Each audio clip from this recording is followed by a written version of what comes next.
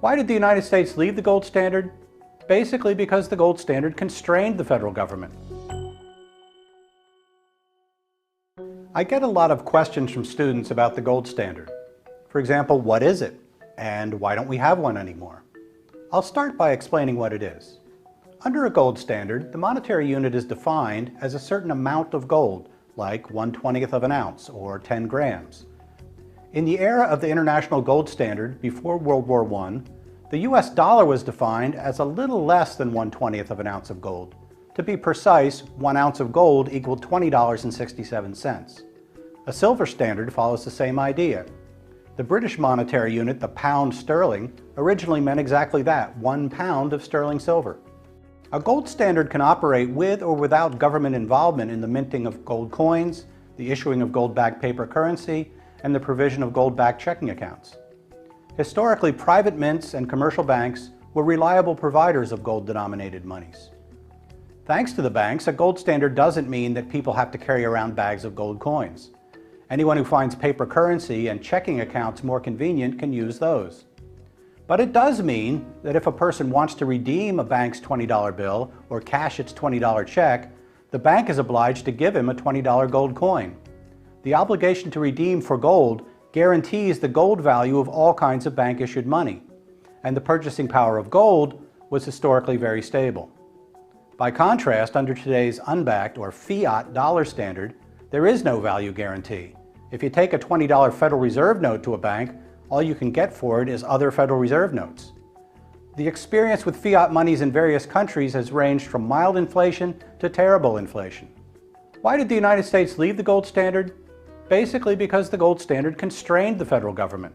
The obligation to redeem in gold limited money printing at times when the federal government, rightly or wrongly, thought more money printing would be a good idea.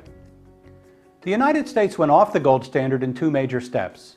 First, in the 1930s, under President Franklin Roosevelt, the federal government broke its promise to redeem Federal Reserve notes in coin for U.S. citizens. Private ownership and use of gold coins were actually outlawed. Individuals and banks were ordered to turn in their gold coins and bullion to the Federal Reserve. In the late 1960s and early 1970s, the Fed printed dollars rapidly. The falling purchasing power of the dollar triggered redemptions by foreign central banks, and the U.S. government began running out of gold. Rather than stop printing dollars, Nixon ended their redeemability in 1971. The money printing then accelerated, culminating in double-digit inflation around 1980. By contrast, inflation under the classical gold standard was never in double digits and averaged only 0 to 1% per year over the long term.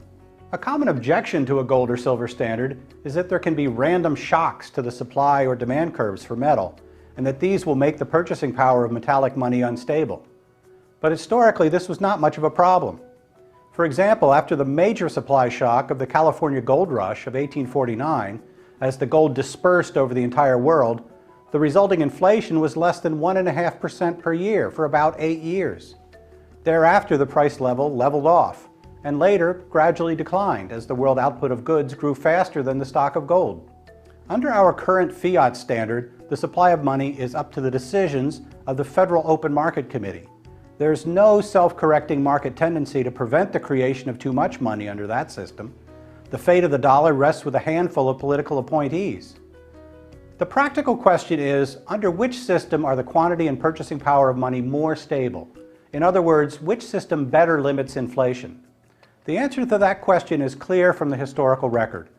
Gold and silver standards have dramatically outperformed fiat standards around the world in providing stable low inflation currency.